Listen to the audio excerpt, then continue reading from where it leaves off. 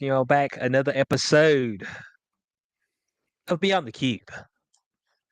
Of course, as always, the powerful one has graced us with his presence. Corey Hughes, with his red background and his Bitcoin shirt. We're in it deep today. How are you feeling tonight? Good. My dog is snoring. I don't know if you can hear it or not. Like a My like a dog is literal snore. my dog is snoring. Yeah. So my dog is really sick. Hmm. I had to Oh, okay, take okay. her. I had to take her to the vet, and she got jaundice all over her stomach. Her skin all turned yellow, and so Huh. we're we got her on some antibiotics, and it's kind of a coin toss is what's going to happen at the moment. Okay. Okay. So you're saying it's up in the air It's up in currently. the air. Yeah. It's, Mm. typically, this doesn't look good. It's like failed liver. So there's Mm-hmm. she got some bacteria and infections going on, so we got her on a bunch of antibiotics. But even the doctor was like not overly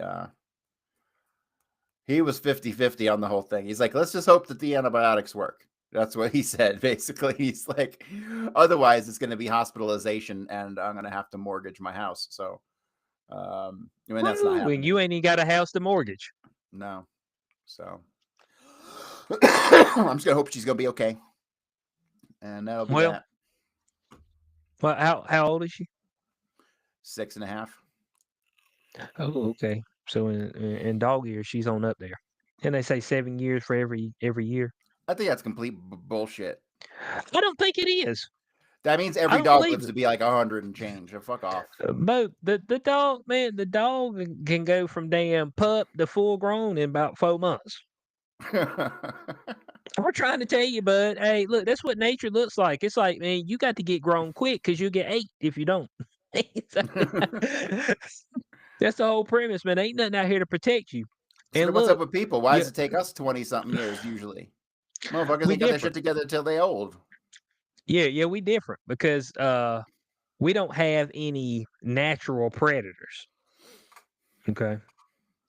So because we have the quote unquote upper hand. Now I'm not gonna say we have the upper hand via hand to hand combat.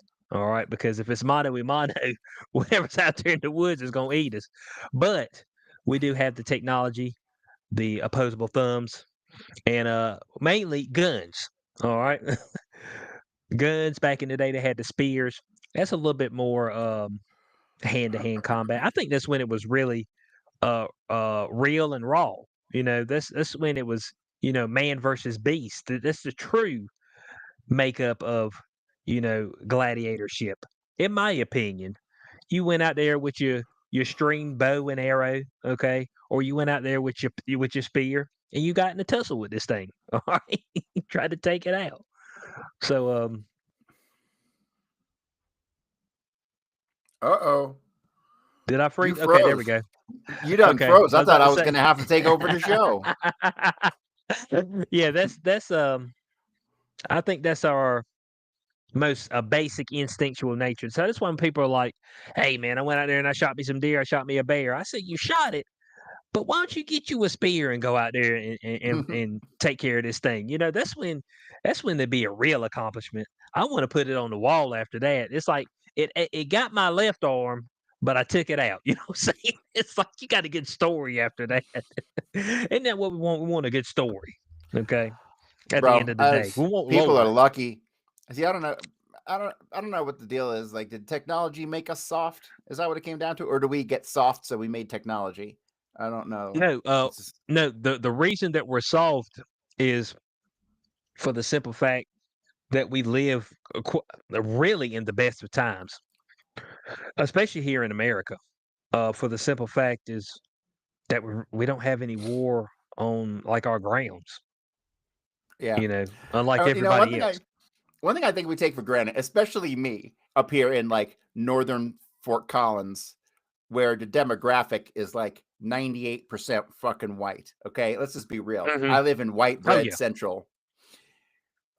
There is just this weird fucking sensation of freedom here that like the cops don't fuck with you, nobody fucks with you, you can do your thing, and like you're all good. And then I look at other parts of the world where motherfuckers got in Britain, motherfucker, them cops are going to people's houses for Facebook posts and shit. It's really Yeah, unfucking believable what's happening. yeah, during the disease that Unbelievable shall what's happening. yeah, the disease that shall not be named in Australia, they went and arrested a pregnant woman after she made a Facebook post saying that the convict was bullshit and the mandates were bullshit. They showed up at her crib to arrest her. I'm like, yo, is it that deep? And they said, yes, it is. It's so deep that we're gonna make these camps to put you in to keep you safe, of course.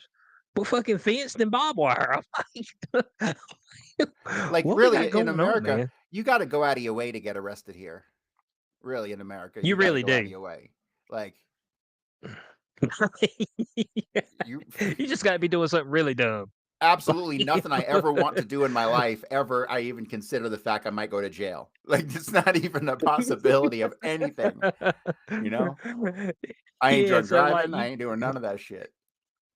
yeah, you got to be in these streets now. I ain't gonna lie to you. Back in the day, I probably should have I probably should have been pulled over and put in handcuffs a few times. But look, Me I made too. it through. I I got made pulled it over through. with I got pulled over with Mhm. drugs in the car probably 3, 4 Mm. times. I've been searched at least twice with drugs in the car and never found nothing. I mean, like I had some close calls, but like there were times I straight up deserved to go to jail. Fucking straight up. I'm looking back going, God damn, you know? Yeah, I made it through, and I went ahead and I retired. That's the premise. I made it through and I retired. That's just all there is to it. So I mean, once I met my girlfriend and everybody else kind of got married and started having kids, I was like, that's my cue. I can hang it up. You know what I'm saying? Some people stay in the game too long and you get burnt. That's what ends That's up the happening. thing. That is what happens. You stay, yeah, yeah. Everything's got a shelf life, you know? So Yeah. Stay in the game too long and you get burnt. That's the whole premise. And so you gotta know when to get out. You gotta know when you had a good run. And I say that my run I had a Hall of Fame career. All right. There's not many people who have went through this particular journey and can say that they had the type of career that I had. All right. No, didn't go to jail. No underage drinking tickets. Okay. Uh, no DUIs, and I the didn't hurt DUI myself. thing, the DUI thing Mhm. is man, there was a couple times. See, I never drank, but I've driven stoned a lot, but that doesn't really.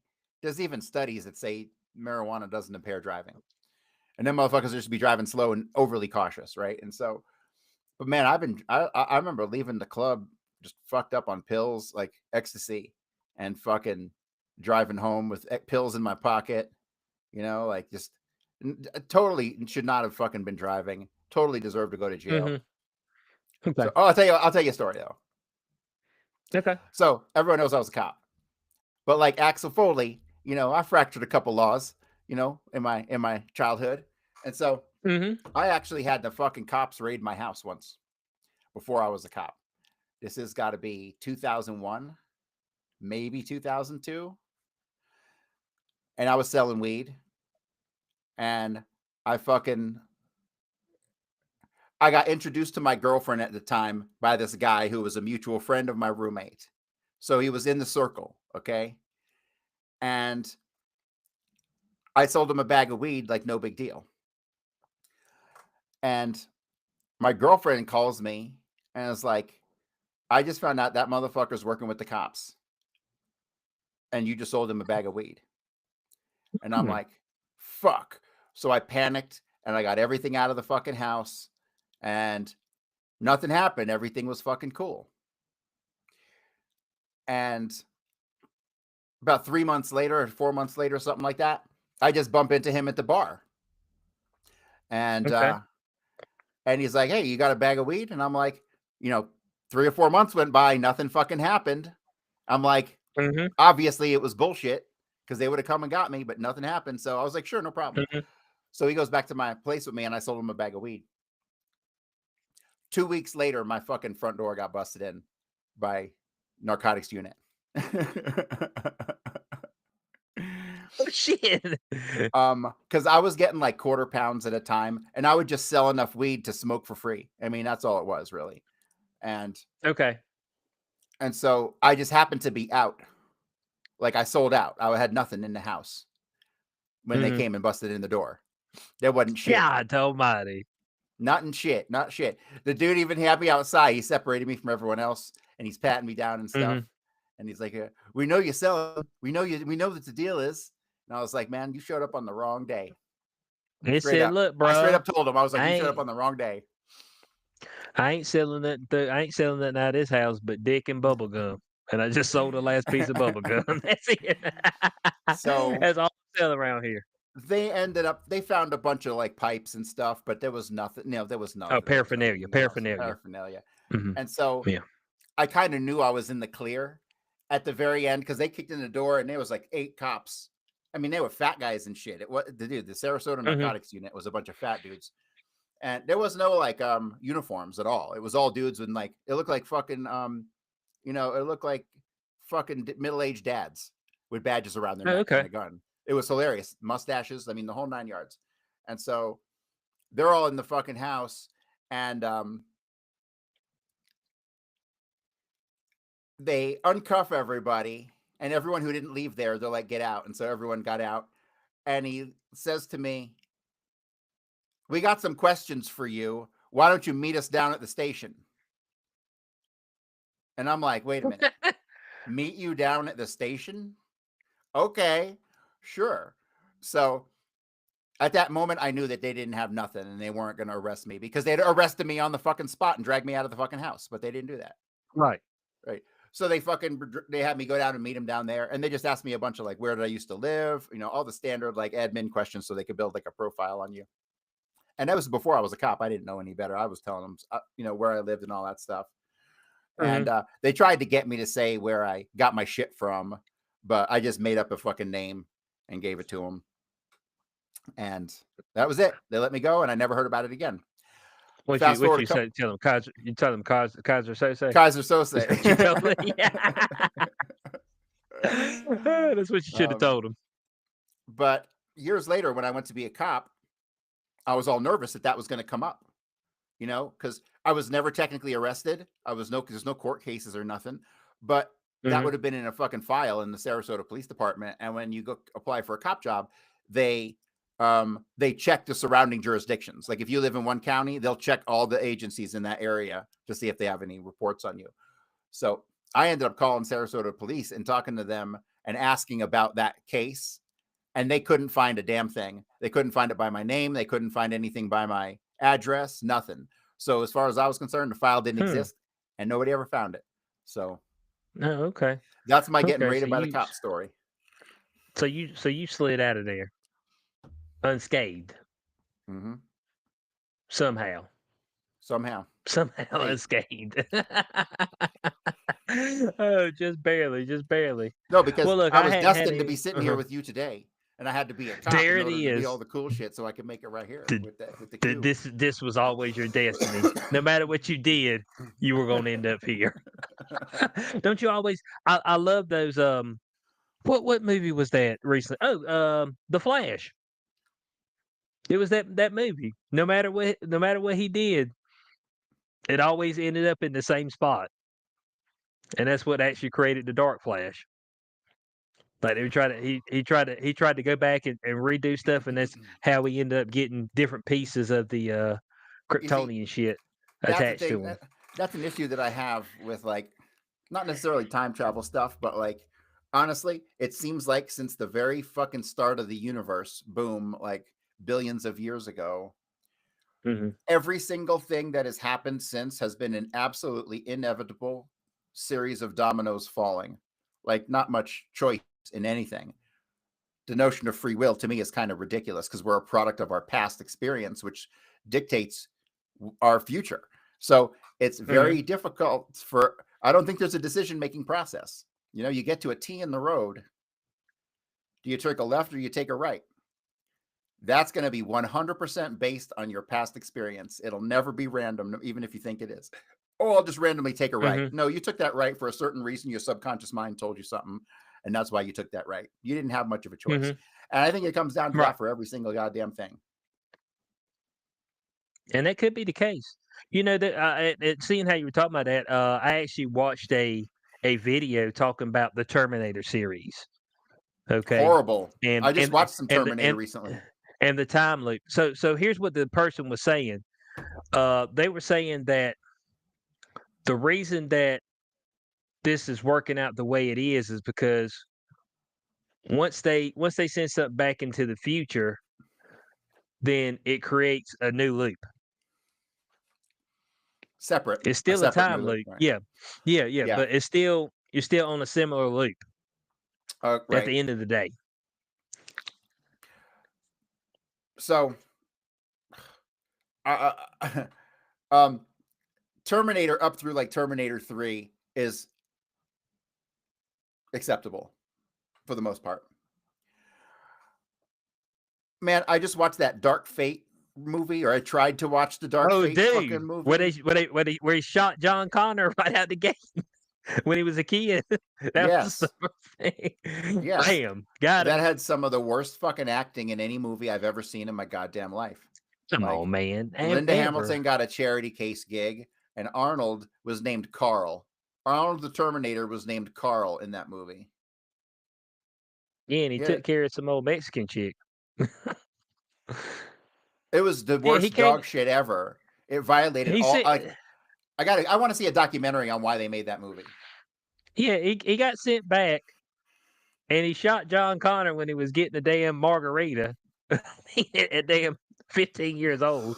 Fucking I and mean, then it was just like it walks off into the violated. distance. I mean, it's just like, well, I can't go back, so I guess I'll hang out around here for a little bit and gain a conscience. I was like, So this is what blew me away. We just had 4 fucking movies about trying to kill goddamn John Connor, and he just walks in and blows him away in like 2 seconds in a fucking drinking a margarita. I was like, "Are you shitting me?" I couldn't believe it. I was in awe. Why did I we were watch trying those to last kill 4 John. movies? They were trying to kill old man Connor and damn when it was Christian Bale in Terminator Salvation. I That mean, movie doesn't make any sense either. That other guy, yeah. the other Terminator who didn't know he was a Terminator. What is up, dude? That No, this well, is he was. horrible. You This is see, he was part cyborg. So he's becoming one with the Borg. You know, kind of like what Elon Musk wants to do. Makes you part man, part machine. all right. So here's the deal. Back in the day, you would have the movie that would come out in the movies and it would be big and it would be awesome. Like Hellraiser is a good example. Hellraiser first one came out, big blockbuster in the theaters, and then every Hmm. Hellraiser after that was like direct to video, grade Z, pretty much garbage. Trash. And that's the case with a lot of things. And it was kind of accepted after the first one. It's going to go down to the second. But see, things like Terminator, they try to. I can't tell if it's gone to the low. It hasn't really gone to that low budget making yet, but still got Arnold in it, but it's dog shit. It's confusing. After Terminator 2, they should have stopped. Well, Terminator Christina 2 Logan is the is hot as pinnacle. fuck. Third woman I thought was okay. She's super hot. She is. She could get something. All right, if I was a single man and she was available and she actually wanted me, she could hold on to something. There's no doubt about that. Okay, till the swelling went down. Um, but and maybe even the third one was acceptable. Like you know, go into it like you can't escape your fate. This was always going to be your fate. Um, and in the I think it was in the Dark Fate one. Um, it's where Kyle Reese was like he found out it was like, hey, Skynet is Genesis. So like every time they're not really changing the outcome of what the world's going to be because AI is always going to exist and is always going to kill most of the humans. That's what it's really trying to say. Like no matter what you try to do to escape this, all you're doing is delaying or postponing it. That's really the premise of it. Like that you can't escape your fate. The fate of this planet is already decided. You will create AI because y'all are stupid. All right. And AI will take over and decide, hey, y'all are stupid, so we should wipe you out, and then you'll be fighting for the rest of your life to try to destroy what you created, which you never will be able to. That's that's the loop. Yeah, and then that one that like John, like they invaded John Connor's body with some nanites and shit. Like that shit was just they let go of the rope when they made that motherfucker. I ain't gonna lie to you. They let go of the whole rope. I said, now with some little Spanish chick who's the leader of the resistance that they need to protect. I'm like, y'all motherfuckers have just gave up when you made this one. I mean, that's pretty much what happened. We got Yeah. 4 movies of protect John Connor, protect John Connor, protect John Connor, and then, like you said, they shoot John Connor in the chest 2 minutes into the movie.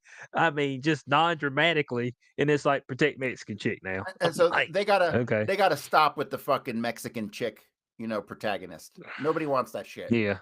Nobody wants the shit. Oh, you don't want that?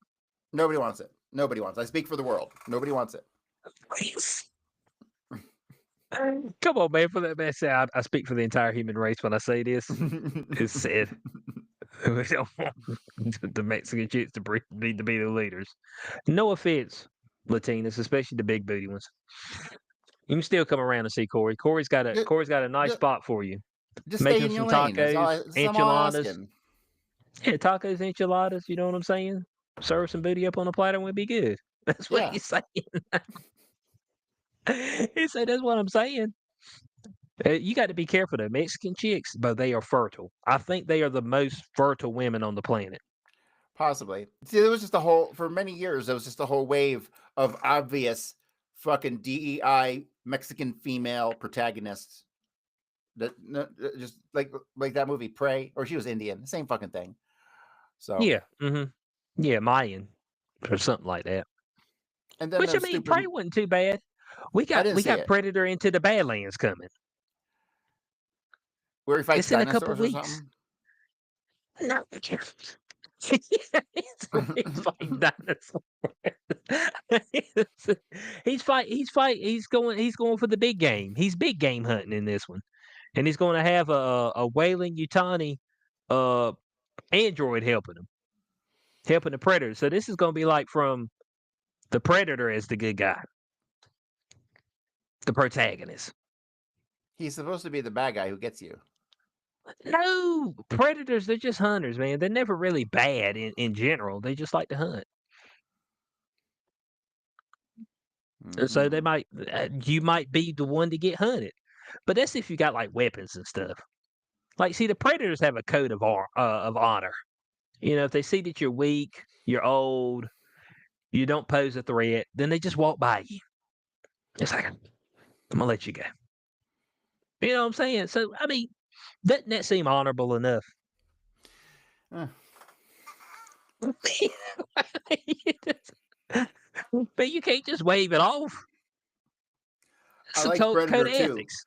Predator 2 in the city with Danny Glover. Oh yeah, that shit was weird. My man out there in the street pulled the sword on the predator. Like they was trying to ride off of the what was that movie with Mel Gibson? Lethal Weapon. It's Yeah, like lethal weapon. Uh-huh. they were trying to do a Lethal Weapon meets Predator in the city kind of thing is what I felt that was.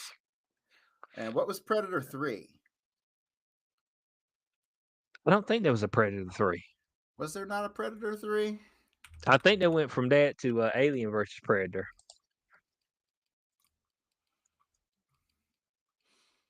Hmm.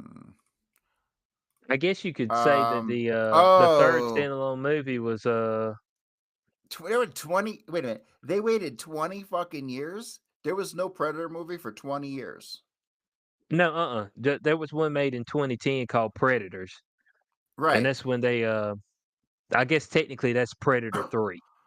Technically, but it didn't have 3 after it. But that's where they picked Dude, up people and least dropped it creative on their planet. Mhm. least creative names for the first 4 movies. Predator, Predator 2, Predators, and The Predator. They couldn't have done better than that. Well, we got Predator Badlands now.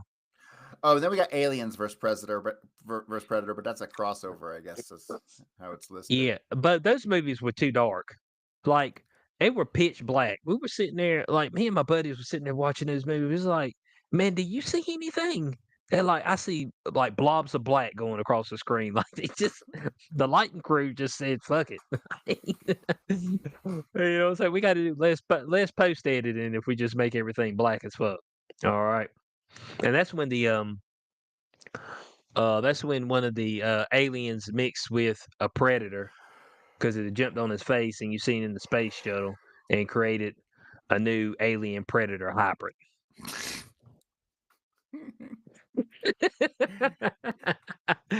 Well, it's always some wild shit, you know what I'm saying? It's always some wild shit. And it's all good. But hey, but look, the new Predator movie might be good. We can't throw it away yet, Corey. It's too early to throw it away. You know, they might start cooking with gas on this one. I mean, what you think? No. You see what I'm saying? But they took a solid 15 years to make sure they made this right. Okay, they're like, all right, let's not rush it. All right, let's get our heads together and let's see if we can't make something badass. Because I mean, that's what we're missing. We're missing some badass cinema. I mean, I really believe that's what we're missing.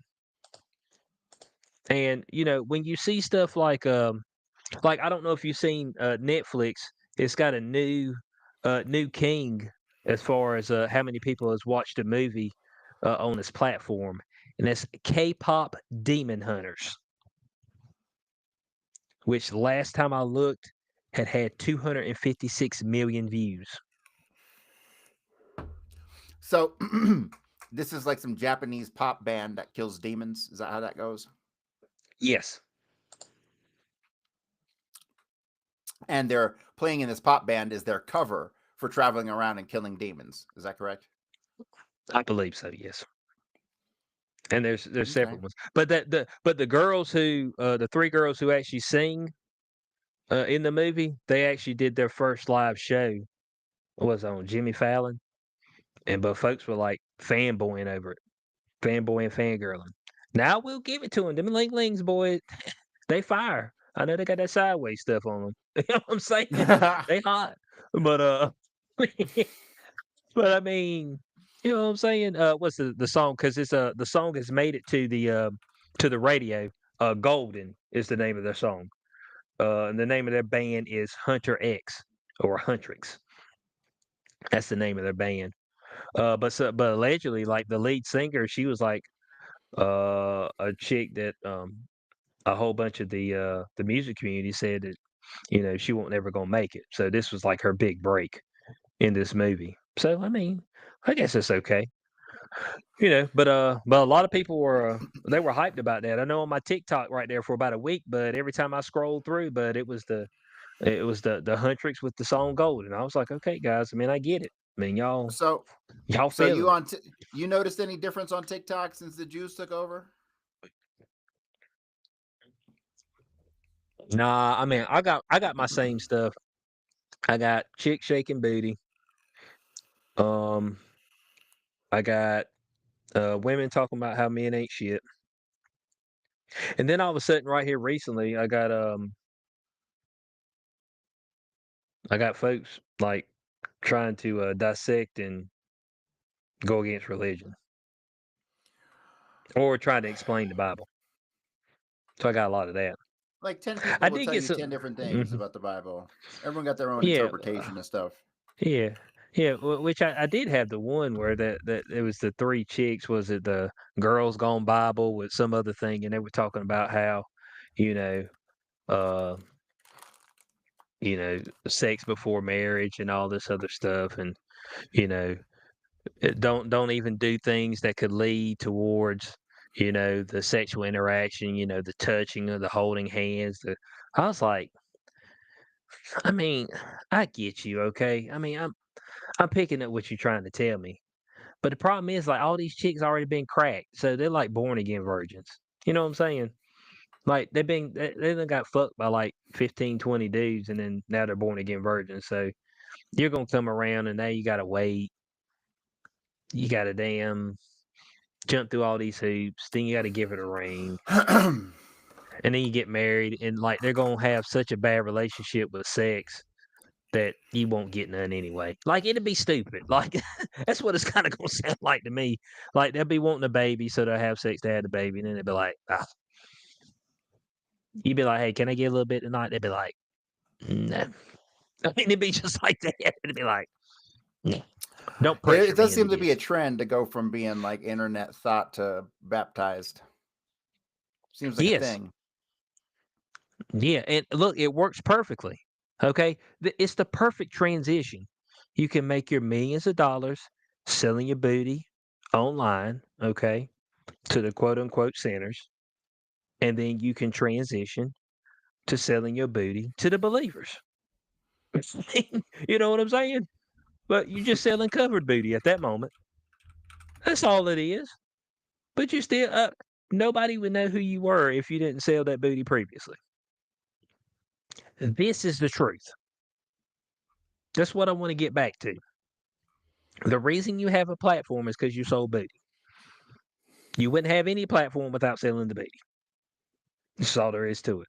There's a lot of chicks out there. Look, and this ain't no offense, okay? But a lot of times the reason you got viewers is because you're hot. That's it, and it's okay. You just need to realize that you got a whole lot of dudes in there thirsting over you. It's all good. It ain't because they care about your message and all this other stuff. We need to damn stop the bullshit, okay? I need to stop lying to one another. Dudes in there checking you out because they thirsty, man. And it's in our nature to be thirsty. You know what I'm That's saying? true. That's how we keep this thing going. Folks always like, don't lust after. I believe if I'm correct, it says don't lust after somebody else's wife, girlfriend, significant other, because that's how you get put in the dirt.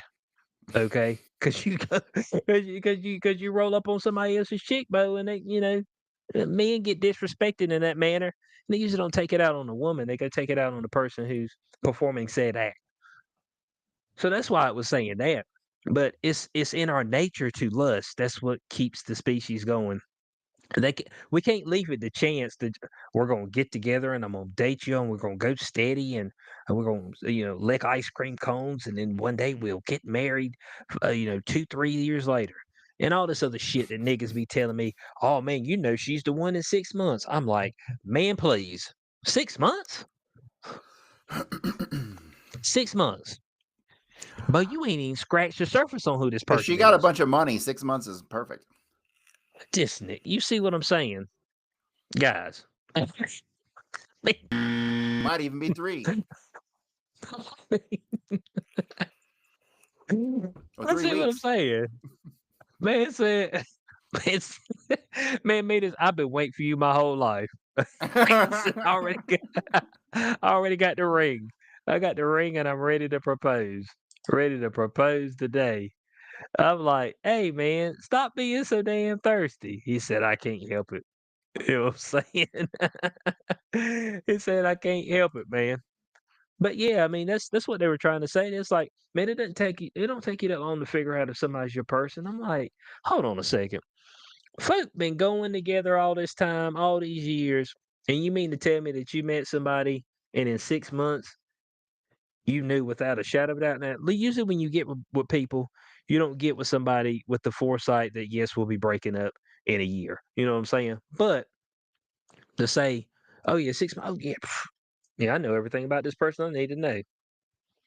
Right.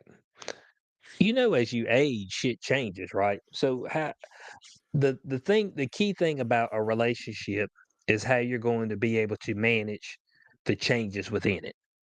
Okay. And whether you be able to manage those or not. And it's going to be 100% on your demeanor and how open you are to said change. If it's somebody you truly vibe with, you'll be able to make it, fairly unscathed. But if it's somebody you didn't really like, niggas is looking for the damn exit button, bro. They looking for the they're looking for the shit that shoots you out of the jet and you damn pull the parachute. That's what they looking. I mean, if you want to be honest, what they say, one man said that the divorce was planned before the wedding. What man was it? Damn. What's his name? Damn, I can't think his name right now. Free agent lifestyle. Coach Greg Adams. He said the damn. He said the divorce is planned before the wedding. Straight up, and the way you hear some of these chicks talk, it's like, man, they were already had in their mind what they were gonna say when it was time to leave them. I'm like, it's all good. The amount of people who have a successful relationship that lasts more than what you say, Corey, 2, 3 years is I say very 3 to 5 slim. is ideal. If you can get 3 to 5 out of 3 to 5 good years, you're good. Yeah, but the amount of people who have something like that is really slim. Like it's legit difficult. I mean, like folks just go, oh yeah, this is easy. No, man, it's difficult to just be with somebody, just in general, because depending on what you want to do in life, could end up taking you in opposite directions. You know, you want to be able to travel the world. She wants to hunker down and have 3 kids. You know what I'm saying? It's just like boom, conflict of interest. That's right out the gate. And I think that hurts a lot of relationships. Somebody wants kids kind of instantly, and then the other person doesn't, but the other person just does it. And then they're like, "Oh man, you're not really being the father you're supposed to be." It's like, it's because they didn't really want kids at that point in time, right? Like they weren't quite ready for it, but they did it to acquiesce because they know if they didn't, it'd be a big fight, and then you leave them. I'm So like 50 and I ain't ready for it. there's a finish said, "Yeah, still ain't ready." Still ain't ready. Well, Corey, on the topic of some films, I got this right here, this trailer, and this is releasing November 21st on Prime Video. It's called The Age of Disclosure. Okay, Some ancient alien have you shit. seen this? Uh-uh. Yeah, you seen this? Here we go. Let's take a look at this right quick. We've had repeated instances of something operating in the airspace over restricted nuclear facilities, and it's not ours. These are otherworldly things that are performing maneuvers that haven't been seen. There's a whole fleet of them. I have seen with my own eyes non-human craft and non-human beings.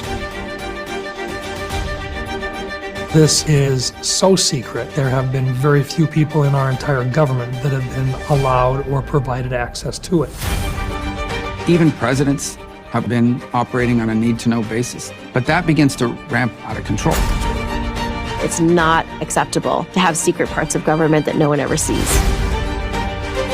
People have been hurt protecting and hiding this information. Some people claim it would cost them their lives if they spoke out about these things. You had information being locked away that could change the trajectory for species.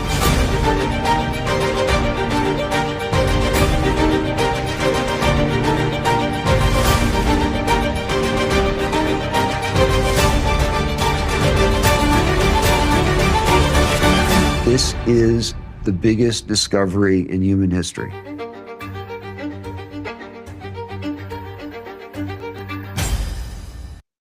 So there it is, Corey. Hey, we got some stuff up here: explosive, riveting, bone chilling. You know what I'm saying? We got all the keywords there. Yeah, And so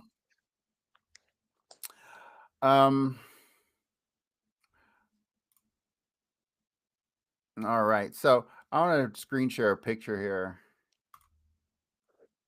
okay, let's see what you got. It's got to be something good. This is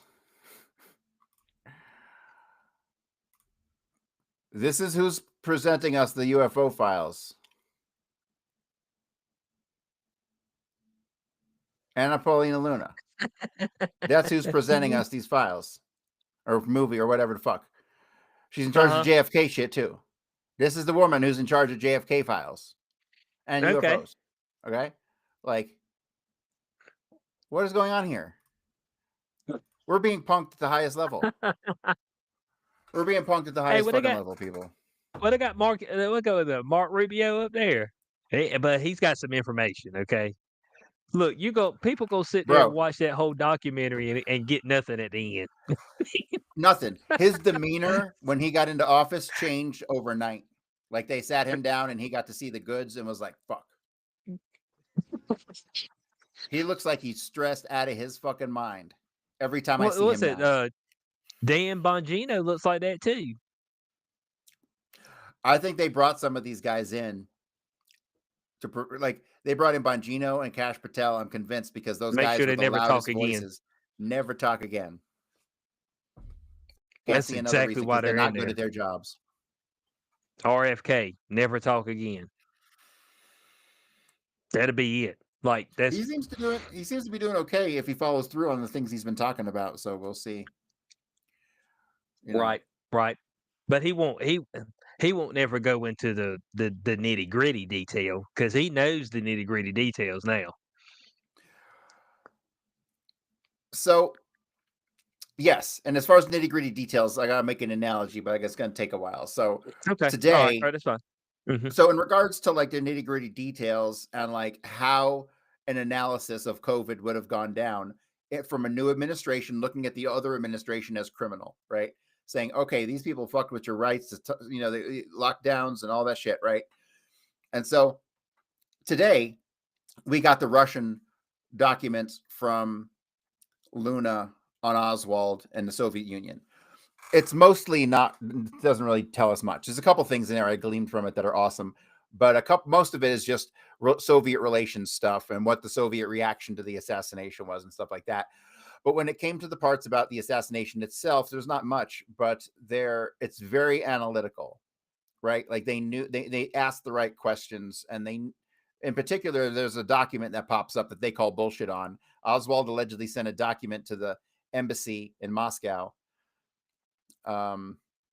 asking to return to the Soviet Union and making sure that the visas are prepared for me and my wife and a whole bunch of stuff, right? And they basically call bullshit. They're like, this is a bullshit letter. This is not in the style of Oswald's previous writings, and there's glaring mistakes in here. And yeah, basically they're saying this is bullshit. So I understand how a government investigative unit would analyze something that wasn't their own, right? Like something external, like them analyzing the assassination of Kennedy and the analysis they put into it. I know what it looks like for a good job to be done on documents looking at something like COVID. If they were to look at COVID, what questions would they ask? And I have a pretty solid idea of what a competent investigation would look like. So the question is, are we going to get that competent investigation, or are they just fucking blowing smoke up our ass? Because like we keep hearing stuff about COVID and, they're starting to arrest people. Fucking John Bolton got fucking pinched today. Letitia James got pinched. Comey got pinched. They're starting to fucking arrest people. Yeah, that is true. I mean, are we going to see a competent investigation into fucking COVID and which results in some arrests? It's possible. Unless it implicates Trump and his decision making. That would go against status quo, though, right? Wouldn't that be totally against status quo? Well, I'm just saying that, like, anymore. No. Well, no, I'm just saying it feels irregular. Like you said, like Trump would do shit that seems regime filled and regime backed, and then he'll do shit not regime backed at all, and you're like, what the fuck is this? It's just like it's like he's got shit, like, multiple personalities. Yeah, it's like I don't well, I'm trying to figure this thing out, and I can't. And things like taking down U.S. aid and all that shit, that's a big deal. That's like giving a big fuck you to all the CIA money embezzlers. That's deep state as it gets. Maybe there's just a remnant of deep state still trying to manipulate things. I don't know. Maybe he has some overlapping interest with deep state. I can't figure it out. I just don't know. He's taking a sledgehammer to the established order. That's a fucking fact.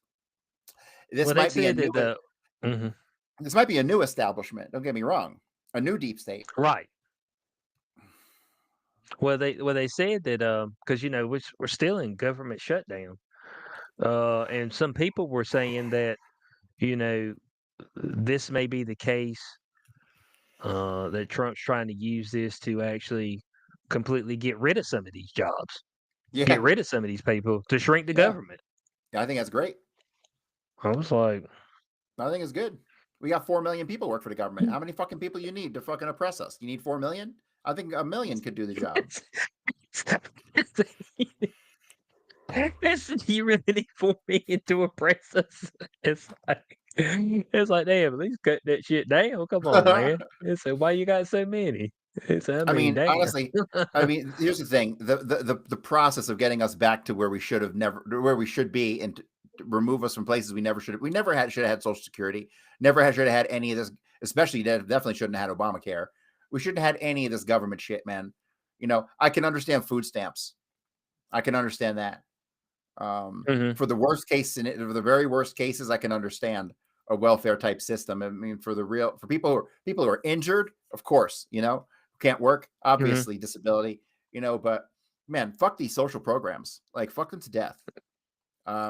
We never should have had them in the first place. All this stuff should have been private sector. And you know what's crazy? One of the things that's actually wild is the Section 8 housing. Because what ends up happening is that you'll buy a piece of property in an area and you'll be like, it'll be a great area. Then all of a sudden they'll turn one part into Section 8 and then the whole thing will go to shit. And now you're just stuck in like the fucking ghetto all of a sudden. Like, I know there's places out here that were once like college kids stayed in and stuff like that. Like, it's just like, man, this was like, prime place to stay. Then all of a sudden it turned into Section 8 like overnight. And you're like, I'm not you and me caught dead out there. I mean, it's just like it just turns into shitholes. And so like the more I look around, the more like Section 8 housing is popping up. And that may be because the fact that everybody's broke.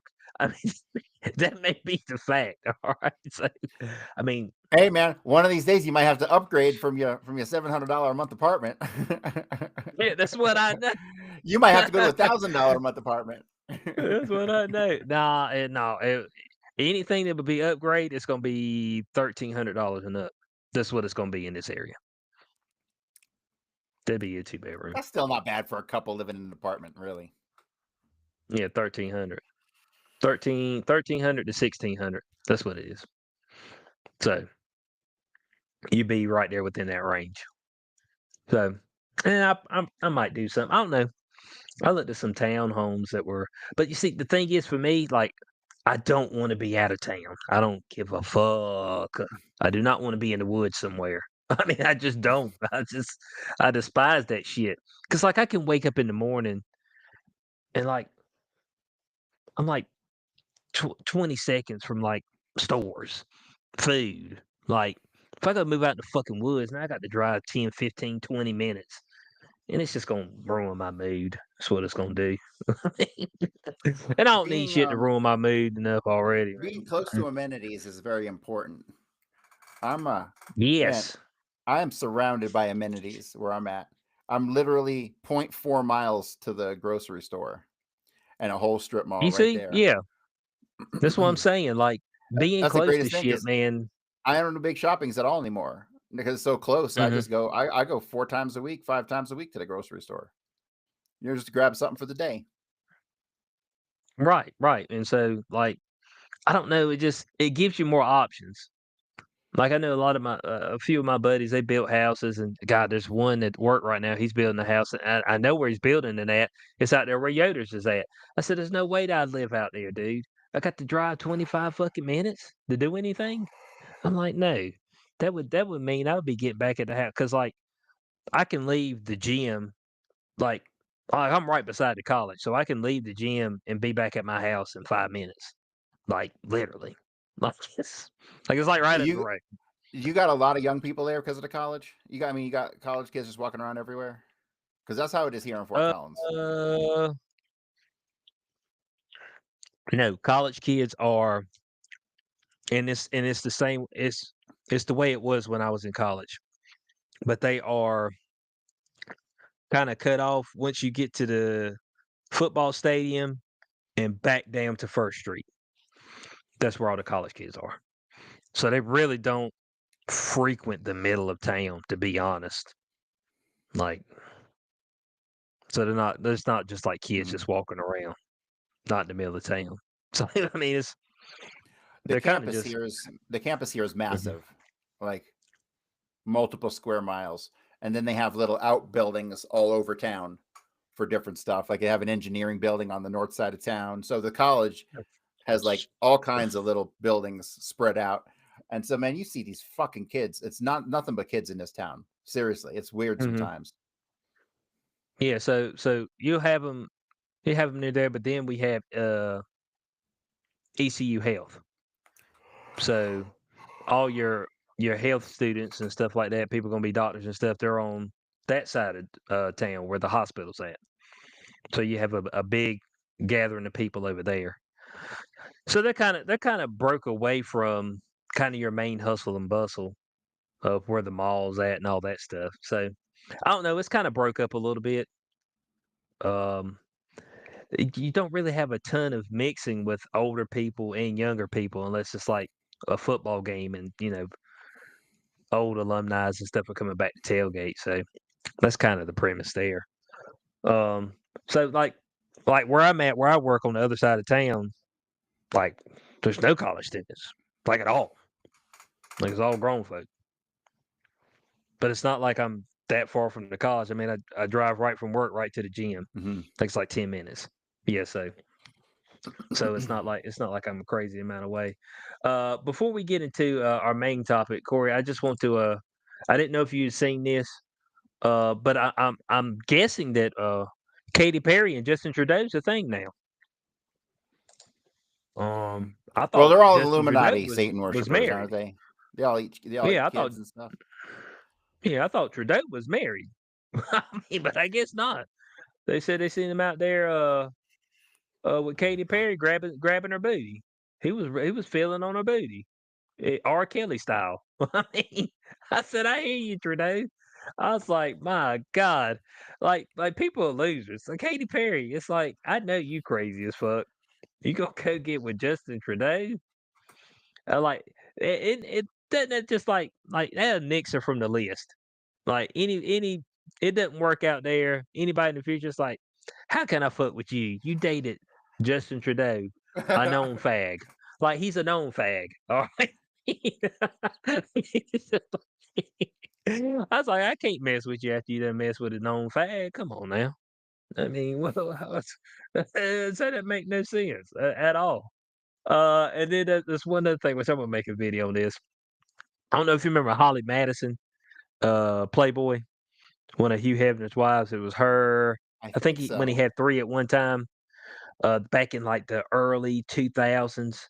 But Holly Madison, she believes that her undiagnosed autism landed her at the Playboy Mansion.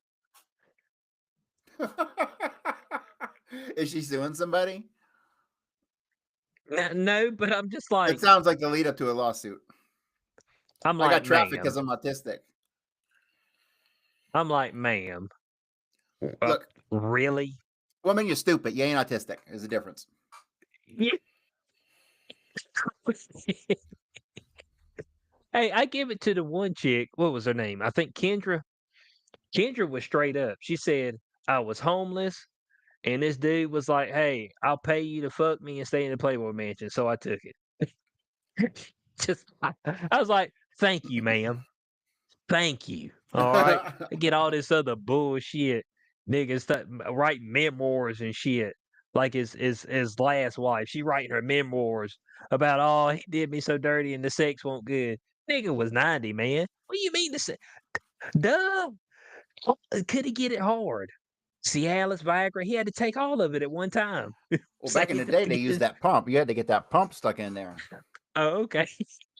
Like the Man, Nike so you pump just get dick. the pump.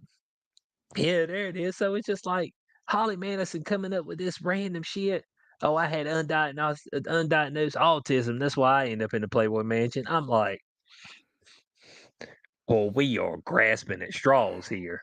I mean, just ma'am, you were there because he was paying you, and that's okay. I mean, you know what I'm saying? there's been many women throughout the years that were there just because the situation was good, and not because they liked them. It's actually a lot of women. But look, we're not gonna get into that. We're not gonna get into that. We're gonna get into this crypto world. All right, this crypto world and what we got going on here with the market. Now we know last week we had a significant drop in the market. All right, You gonna screen and share some stuff? well, not exactly, but but I know that Coinbase had something up here about why the crypto market dropped. Um, and let's see what we got up here. Of course, Bitcoin had broke its all-time high, was at 126,000. I think it has rebounded a little. Well, I think it's down the last time I seen it. I think it's down to like Mhm. 111. Right. But on that Friday, the markets um took a major dip, 24-hour crash, with about 19 billion in leveraged positions liquidated. Okay, at that point in time, which eclipsed the wipeouts triggered by the pandemic, disease that should not be named, and FTX's collapse in 2022. Corey, you were still in that landscape. The 2022 landscape collapse. What did that look like after FTX got broke down on their stuff? 2022. Was it Okay, so was it 20. similar? Mhm. Well, here's the weird thing. This in 2021 and 2022, we ended up with a pump out of really nowhere, up to 67,000 for Bitcoin, which at the time it took me by surprise because there was nothing driving it. There was no news, there was no controversies, there was no adoption. I mean, I'm sure there was some preliminary adoption going on with the ETFs and stuff, but there was nothing to cause this rise. It seemed like a very artificial rise. Like it was out of time and out of place. And that then ended with the FTX stuff, which brought down the market all the way down to 15,000. So I got lucky. I bought in at that low at 15,000. I bought a couple. I think I Mhm. bought 0.2 or 0.3. I think I got a 0.2 or 0.3. And so, of course, I have to, I got to eat. So I ended up having to fucking live on it. And that money ended up going in. A lot of that money went into creating independent media token, so I was lucky to catch that dip at the bottom and have that money to put into the project. Mhm. But that market was at the time was very weird. I didn't understand what was going on. There was a lot of DeFi stuff that was going on. Yeah, that time period is a very weird and didn't feel very organic at the time. Right. But yeah, so these liquidations and stuff that have been happening, this is all fucking market manipulation. And I could tell you who's behind it. Well, primarily Binance, the exchange, they're behind it. So Okay. Okay. Binance, so here's the thing. Binance, they've already been sued by the government in the Biden days. CZ, who runs Binance, did some jail time, and then he got a slap on the wrist, paid a couple $1 billion, and now he's on the good list. And so Now, Corey, he's let people know what Binance is. Binance is a crypto exchange. You can go to Binance.com and check it out, or Binance.us, and it's Mhm. probably the biggest exchange in the world. And so, here's another thing: the manipulation of the market coincides with their pumping their own token. They are the worst at market manipulation I've ever seen in any crypto exchange ever. Even some of the shadier exchanges that came and went didn't pull some of the shit that Binance is pulling. Fundamentally, when everything was crashing and getting liquidated, their fucking token was going up from like $800 to like 1,300. So one of the things is when you trade crypto, you can either just have Bitcoin sit there, and in which case it'll be safe no matter what, or you can trade with leverage. And when you trade with leverage, you're gambling. You can trade against 10 times leverage, 50 times leverage, or 100 times leverage. Where if Bitcoin goes up $1, you make $100, right? That's kind of how. Mhm. That's the very generic idea behind leverage trading. A lot of people took out Bitcoin longs, thinking Bitcoin's going to go 150,000, whatever. And so what happens when fucking these longs, they start to come into play, and then Binance has to pay out all this money. They start dumping Bitcoin and make sure that those longs don't hit. And then they make sure to push it down far enough to hit a low side liquidation. And that's how everyone gets wiped out, because you can't really alter your position in the midst of a fucking crash like that.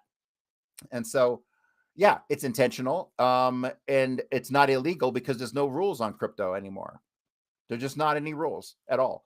They got rid of the SEC crypto division, like the crypto enforcement division, gone. So literally, that's why you can pull all these scams. And talking about scams, I'm going to screen share and I'm going to show you like where you can go and find the scams. So now with every scam, you can always make some money, sure, but you're most likely going to get ripped off. So this is what I'm showing you is Dex Screener. Let me go to the new pairs list. This is Dex Screener, and this is where all the decentralized exchange trading stuff is all listed.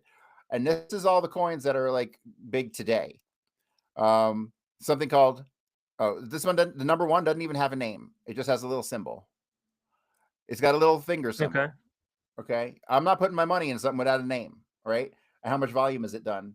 It's done $18.9 million in volume today, and it's got a 5.3 million market cap, and it's launched on the BNB chain. Okay, so that's a fucking scam. Let's find one that's definitely a scam. Dog with cape. Here we go. Dog with cape, or knock on dog with hat, and this is sitting at a 1 million market cap with 2.8 million in volume. All right, this is where you're gonna go to buy these meme coins. This is Meme Coin Central, and every single one of these meme coins, whether intentionally or not, ultimately will cost a lot of people a lot of money. And so let me see if I can find some patterns here. Like, let me see this one. Okay. This one's kind of a, let me go on the 1 hour. This looks like a little bit of a roller coaster. It's a little bit of a roller coaster. I'm trying to look for a good chart. All right. This one is still in the initial pump phase, right? Since last night, it's going up and it's coming down. You're going to see a second big pump and then it's going to crash. That's how the pattern goes. Let me see. Meowchi. Let's see what Meowchi is up to today. All right, here we go. This is the perfect example. This is what fucking happens. And this happened between, let me see, when did this thing launched 22 hours ago. And so it goes up like this, and then it crashes and it goes down, and it's done in like less than 24 hours, right? This is the perfect pattern for all these meme coins. All of them. Goes up. If you get in right here, you're going to make some money. If not, you're just getting ripped off. Period. Yeah, so it's kind of like the Hulk Tua coin, where they pumped it in like 10 hours and then pulled the rug and took everybody's money. I've been seeing a lot of these like Chinese coins pop up with the little Chinese symbols, but it's the same pattern ultimately.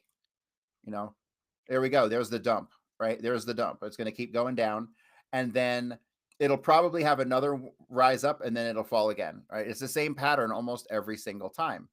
So that's where you go to find scams. But I found a fucking scam. Holy shit. I'm going to show you a scam. And this thing blew me away. I went through it with a fine-tooth comb.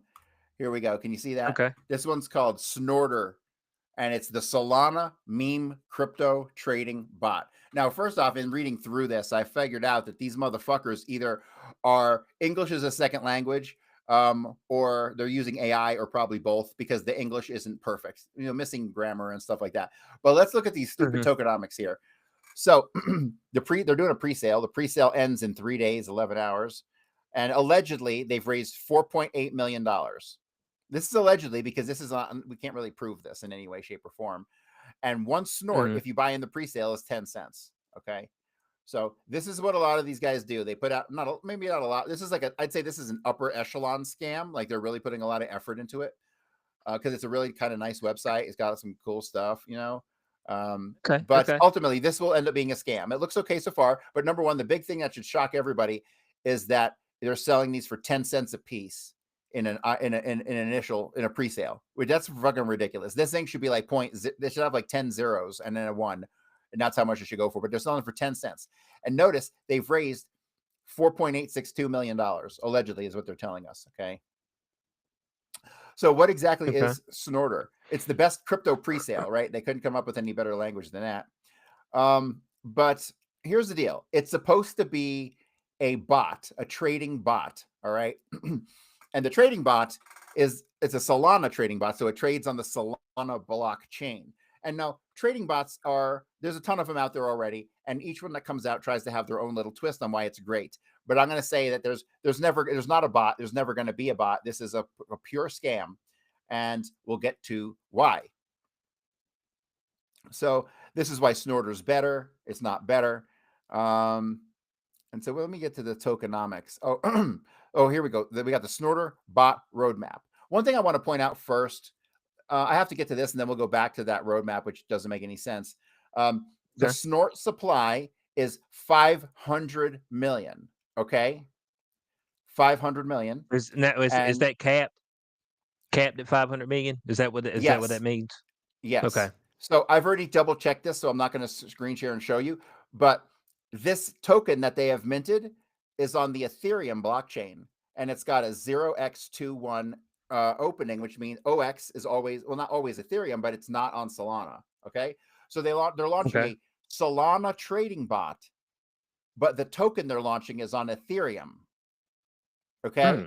That should be red flag number fucking 1. All right. And so they did mint 500 million tokens, but I wanted to look at this. Product development is supposed to get 25%, marketing 20%, exchange liquidity 20%. Okay, know what that means? That means out of their 500 million, they're only putting 125 million into exchanges, and the rest are not going on to exchanges. This doesn't make any sense from a liquidity perspective, because if you don't have liquidity, you can't sell your tokens to turn that into product development. You can't sell the tokens for marketing. You can't sell the tokens at all for community rewards or airdrops, and they want 10% treasury, so they can hold on to them, and 5% staking rewards. Okay. What is the biggest problem that we have here? 500 million tokens and all this stuff divided up, and only 20% going into the liquidity pool, and they have all these other tokens they say are going to these other things. But if you understand liquidity, you understand that this is total bullshit, because they are not going to be able to sell these, to use these for these various things. So let's go all the way back up to the top here. 500 million tokens are minted, and how much did they raise? 4.862 million, 656.07, right? That's how much they raised. At 10 cents a piece. All right. That's how many tokens? That's 500 million tokens right there. That's 486 million tokens, right? 486 million tokens. So with 486 million tokens, they've only minted 500 million tokens. So how are they going to pay for all this other shit? How are they doing anything with this product development, marketing, all this other stuff? How can they do any of it if all 500 million are fucking minted and accounted for already? You see what I'm saying? The story doesn't add up at all. With hope. Right. But so it says Sol coming soon. Like they're going to launch another token on Solana.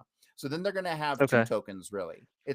Some people do this. They'll launch 1 token. They'll put it on 3 different blockchains. I'm like, fuck off with your bullshit. You just launched 3 different tokens. So none of this makes any sense. Right. And also, you don't need a token to run a trading bot. A bot has nothing to do with a token at all, except it trades tokens, right? Someone just bought here. This might be fake, but someone just bought 591 for 0.163 ETH, right? So yeah, this is a complete and total fucking scam. And look at the amount of effort they put into doing this. Unfucking believable, right? So you gotta keep an eye out for these fucking things. You gotta kind of understand what you're looking at. And the vast majority of fucking tokens out there are total junk. Total fucking junk. Yeah, and you're right about that. And going back to your to what you were talking about, people being leveraged, they actually spoke about that in this article at Coinbase. So it said, why would a trader prefer to buy perps as opposed to simply buying Bitcoin or some other token? In part because perps platforms offer leverage of 10 times or more, allowing a trader with 1 Bitcoin, for instance, to make a 10 Bitcoin trade. So hold on a second. Now I don't think I'm quite understanding that. Can you break that down for me? You got 1 Bitcoin, but you're making a 10 Bitcoin trade. Yeah. So I'm not an expert on how the logistics of this works, but I know that generally speaking, you have a Bitcoin and you sign up for a leverage account, and then you're typically given some kind of credit limit, kind of like a credit card, but built into and the this is on a system. separate platform. This is usually on a separate platform. They were saying perps platforms. So I'm assuming like Perpetual I'm assuming perps is Binance. perpetuals, right? So So a new perpetuals thing is a hyperliquid. Hyperliquid is where okay, most of these things okay, are getting done. Hyperliquid is a new, very interesting thing because it's able to do perpetual trading directly on a layer 1 blockchain, which is very interesting. It's very interesting. And it's probably a good buy. You can get them for like $35 today. In the big rush, it'll probably hit 300 to 500. So it's honestly everything in crypto is a good buy today. There's a ton of good buys today. There's a bunch of shit I want to buy, but I don't have nearly enough fucking money. But so you basically borrow. You're borrowing, right? And so if most of the time people who leverage, they try to make safe bets. So they make a little bit of, they might only have a trade that goes on for 10 minutes and they might double or triple their money in that time, right? And so the leverage will pay off. And I guess the leverage is getting paid off by people who are getting liquidated on the other side, right? So I guess that's kind of where the money comes from. But you can leverage in places up to 100x, 100 times your fucking trade. So that's how people get wiped out. I don't know how they even allow you to do stuff like that. I would think you'd end up walking away owing the fucking exchange a ton of money, Right. So yeah, it's leverage is not good. You don't want to. Bitcoin's too unpredictable and volatile to play with. You got that right. Now, it goes on to say if the trade goes the right way, the gains are amplified, but the risks are also amplified. If the trade goes the wrong way, the entire position can be automatically liquidated by the perps platform. So that's where they were saying people were getting wiped out. Like somebody was going, "Oh, I'm gonna put my life savings into this, and I'm gonna try to 100x it," and dipped, and you look up and you done lost $150,000. Yeah. And you're like, shit. You know what I'm saying? Because there's no way to get that back. No. Like, it's not like you holding the token and you're like, well, I'm still holding the token, so if it goes back up, I can get my money back. So that there's no hope for you. If I'm correct, if I'm reading this right, is You this are correct, Corey? Yes. Okay. 100%. So you're pretty much playing Russian roulette with your money. Right. And that's why it's real interesting that that you also, I'm assuming, read about that guy who made 190 million shorting Bitcoin right before Trump's tariffs. Did you read about that? Yes, and well, I didn't read about that, but it talked about that up here. It said, so how does all this apply to the market drop? One precipitating factor for the current market turbulence was the White House's Friday announcement of plans to raise tariffs on Chinese goods to 100% after China announced new restrictions on exports of rare earth minerals that are key to U.S. industries. So what's that got to I'm do with guessing, Bitcoin is what I want to know. I still can't figure that no out. clue. Me neither. So I got no clue. It has nothing to do with Bitcoin. There's no reason Bitcoin should have tanked like that, which tells me this was some large scale coordinated bullshit. Right. And one trader, It doesn't seem, one fucking trader put up fucking like all kinds of money, hundreds of millions of dollars in shorts on Bitcoin. And he put a whole bunch of shorts up to 1 minute before the tariffs were announced. And then as soon as the tariffs were announced, the market crashed. He made 190 and cashed out right fucking before it bounced back. He cashed out at the very bottom. Like he nailed both ends of it. Insider trading, but there's no laws against it in crypto. So somebody knew something and somebody fucking put up a fuck ton of money and they shorted the system and made 190 mil. Right. So they got up here, said the flash crash in token prices caused collateral values to plummet momentarily, triggering massive liquidation cascades. Roughly 1.6 million traders saw their positions evaporate. Even positions that might have survived a more gradual price decline were wiped out in seconds as exchanges liquidation engines worked through over-leveraged positions. So that's saying 1.6 million people got wiped the fuck out. Completely. Yep. And a big part of this happened on Hyperliquid, and a big part of it happened on Binance. And Binance, I'm looking at the chart right now. Binance token got pumped at the end of September, October. It was at 972. Well, actually, it had about 972. And then all through this, it continued to pump and only fell a couple $100 and then went back up to all-time highs at 1347 while this was going on. This is the epitome of market manipulation, all by a very easily traceable source. So one thing that's interesting is that a lot of tokens and stuff caught back up real quick. Solana bounced back pretty quick. I mean, Solana had hit 250, but that was a kind of aberration, and it always kind of hovers, at around 200, and it kind of returned to that. So that was kind of normal. A lot of the normal stuff bounced back like it was not a big deal, but a lot of shit, man, has not bounced back. There's a lot of stuff that I've been looking at to buy that has not bounced back yet, which is very exciting. Somebody was talking about Ondo. Do you know anything about that? Ondo. ONDO. Yeah, I've seen Ondo around. I don't know much about it itself. Let me look into it. Ondo, here we go. Ondo is not looking very good overall, bearish chart. Let me I'll share this.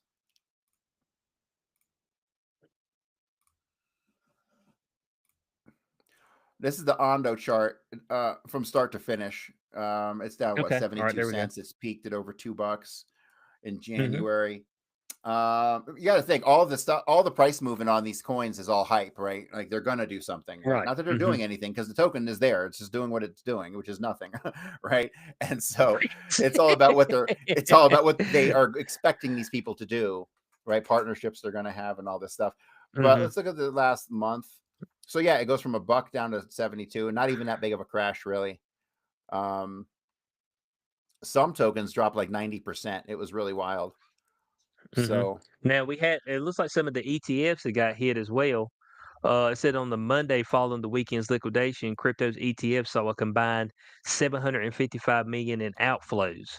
That's according to Soso Value, with Bitcoin's ETF losing 327 million and Ethereum's ETFs shedding 428 million. Can you give the audience a little background? I don't know how much you know with the ETF stuff because I don't really understand the aspects of so that. ETFs are basically, they have a fund and you can buy a share of that fund, right? Okay. And so here's the thing: it's this stupid. All these financial products surrounding Bitcoin are stupid because all you should just do is hold fucking Bitcoin. Period. Just go buy the fucking Bitcoin and hold it your goddamn self. You don't need some third party company to charge you fees to hold your fucking Bitcoin. And all these treasury companies who are buying up all the Bitcoin, all the people in the world are realizing that it's better to hold Bitcoin than the stock of a company that holds Bitcoin. What do you need an intermediary for? That's the whole point. That's the whole reason Bitcoin exists in the first place, to avoid intermediaries. So why the fuck you want to get an intermediary? So to me, these ETFs are going to make a lot of money for their people, but those people, if they're smart, they would just fucking buy into Bitcoin. And I think over time, you're going to see a lot of people. See, some people don't have access to. Some people who are rich and have banking stuff set up, it's much easier for them to make a phone call and say, "Hey, buy me into, this Bitcoin fund," as opposed to, "Hey, do you know how to get me into real Bitcoin?" Right? So for some of them, it's just not even worth their time. They can just add it to their portfolio, and it's easier than holding real Bitcoin. But that opens up the gate to here's another reason I think the price going to $1 million is going to be delayed for a long time. Because they're playing games with the Bitcoin, right? These people have, like, maybe say they have a couple 100,000 Bitcoin. They're then in that fund, they're going to create paper Bitcoin on top of that, and derivatives and other Bitcoin products that they basically print at a thin air. And that's how stock market works, right?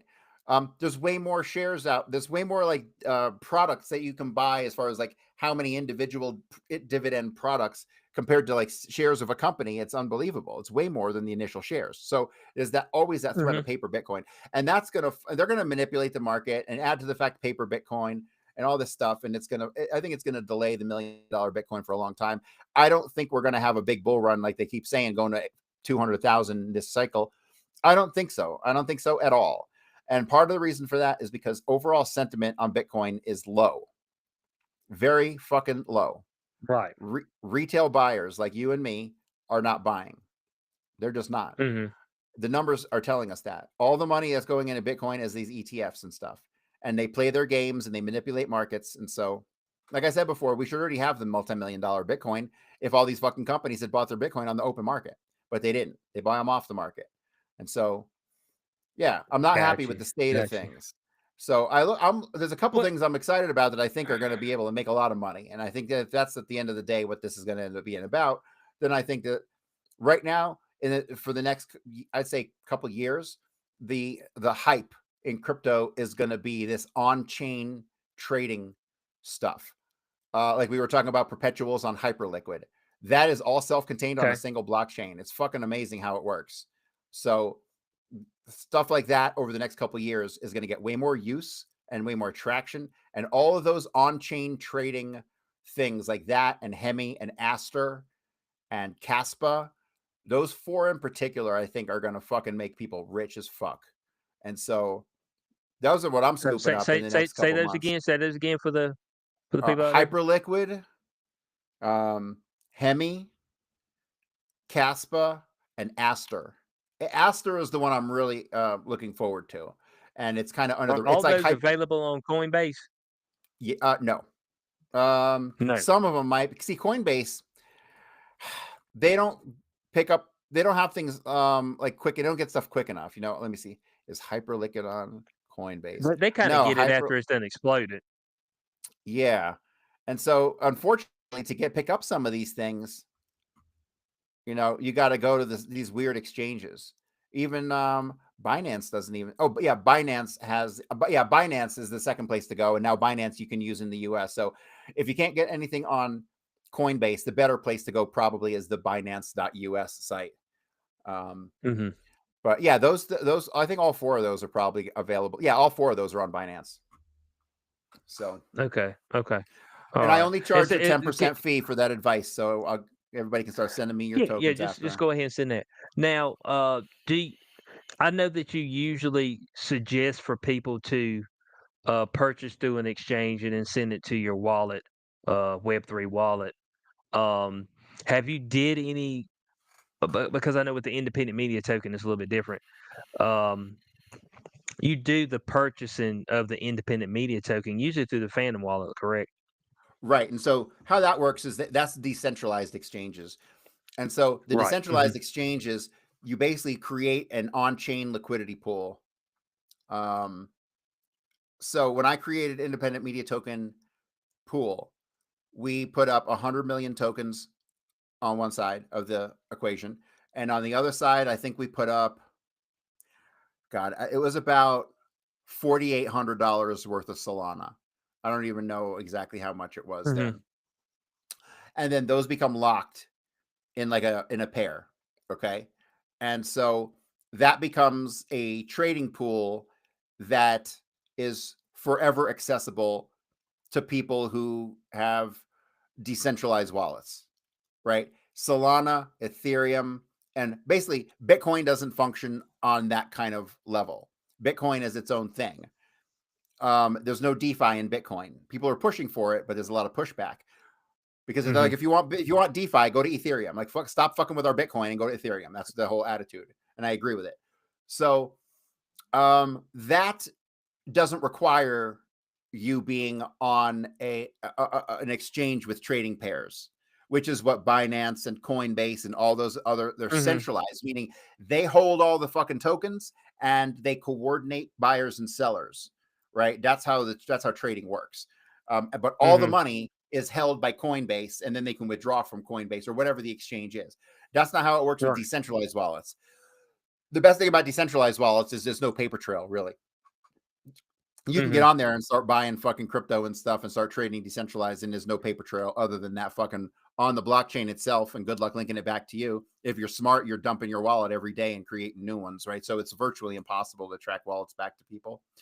I mean, it's definitely possible if they're going to put the effort in, but they'll never find it all. You know what I mean? It's very difficult. So that's the great part about decentralized exchanges. And when I say exchanges, really, I'm talking about liquidity pool providers like Radium and companies like that, Juno, who handle just creating pools, right? And then that pool is accessible from anywhere.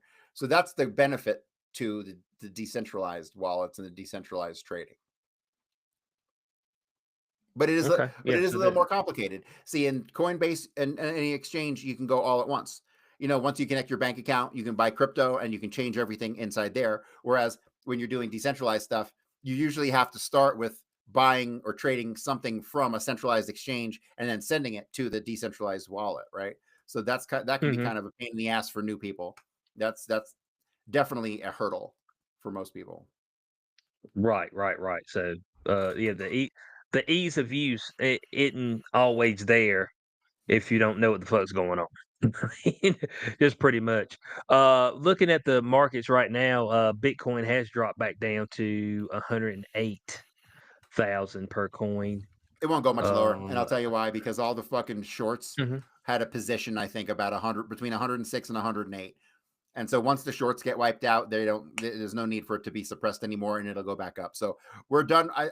Well, I don't say we're done. I think we're still due for a bear market. Some people say we're not going to have a bear mhm, market, and that it'll continue to be a step ladder. But I don't know, man. When you look at the overall sentiment right now, there's not a lot of people doing searches for Bitcoin and crypto compared to the years past, and it's just not looking overly good for this. It looks like the end of a cycle. We hit 125. We're going to come down. We'll probably drift in this 100 range. We might even drop down. But here's the thing. In a real bear market, we always return to the 200-week moving average. Without question, right. 100%, every bear market bounces off the 200-week moving average. And it's always happened, even in the NASDAQ and the Dow and all that stuff. The 200-week moving average right now is about 50 grand. So Okay. that's not really good. That means that either we have to have another bull run to pull that 200-week moving average up so we never hit that number. But if we don't have another real big bull run, like a real big one that can compensate for 200 weeks of lag, then yeah, it's looking like we're going to go pretty fucking low in the next bear market if we have one, which I feel like we are, just because of sentiment. Well, when you look at the blockchain, the fucking blocks are empty. There are big transactions. Mhm. A lot of people moving large dollar amounts, but as far as number of transactions, very, very, very fucking low.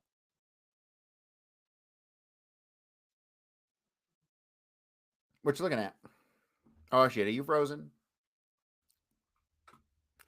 Uh-oh. It looks like Cube is frozen. And so, I don't know. He got about 30 seconds to come back.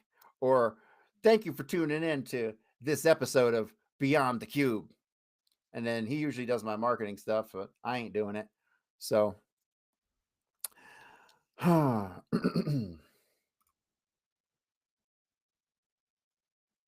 Cube, come back to me, Cube. Are you there?